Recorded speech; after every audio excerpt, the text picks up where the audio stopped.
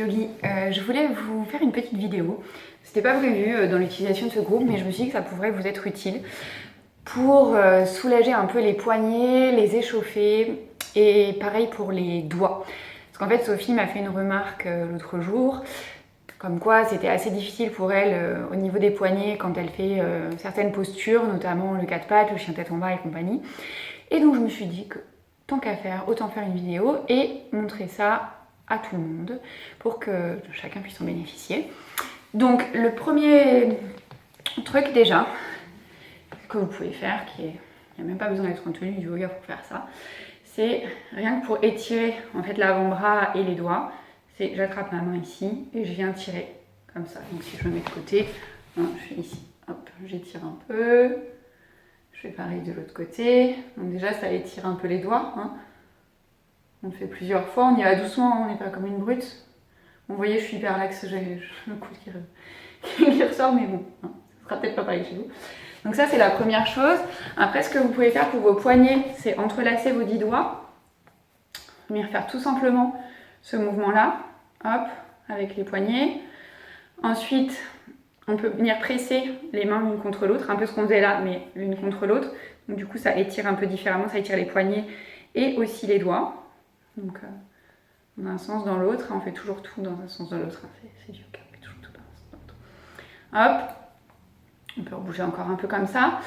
Ensuite, il y a les exercices que vous pouvez faire à 4 pattes. Alors, je crois qu'il faut que je décale un peu ma vidéo. Hop, ici, vous voyez, vous vous mettez à 4 pattes. Hein, donc, on fait toujours les épaules sous, enfin les poignets sous les épaules, les genoux écartés la largeur du bassin. Et en fait, vous allez venir faire des cercles ici, de l'avant vers l'arrière. Dans un sens, puis dans l'autre. Donc ça commence à être déjà un peu plus intense que ce qu'on faisait quand on était assis, évidemment. Donc ça, c'est une technique.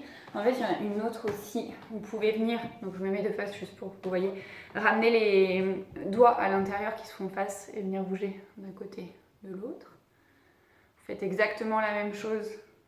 Donc là, je vais vite, hein, mais surtout, vous prenez le temps de le faire. Hein. C'est juste pour vous montrer plein de techniques et que vous trouviez celle qui vous convienne le mieux. Donc ici. Et ensuite, il y en a une autre. Alors là, celle-là, elle est vraiment intense. On retourne les mains. Donc je suis là, je viens par l'extérieur retourner mes mains et ramener les bouts des doigts vers mes genoux. Alors peut-être que vous arrêterez là. On n'a pas tous les bras formés de la même façon. En plus, vous voyez les miens, ils sont hyper laxes, ça ressemble juste à rien du tout.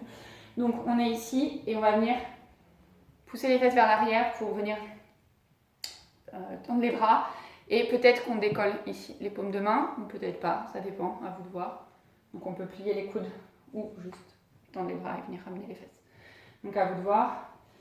Et quand on a fini ça, hop hop hop, on rebouge un peu les poignets.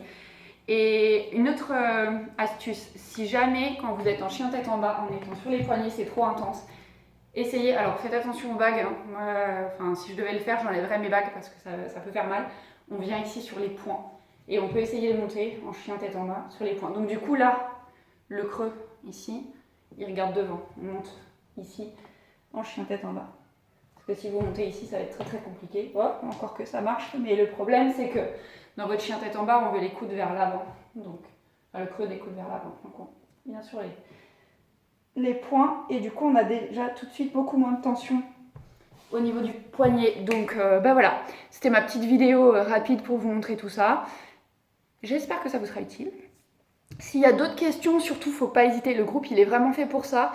Donc, si je peux, par une petite vidéo, vous décoincer 2-3 trucs, faut vraiment pas hésiter. Eh bien, bonne pratique les yogis et à très vite.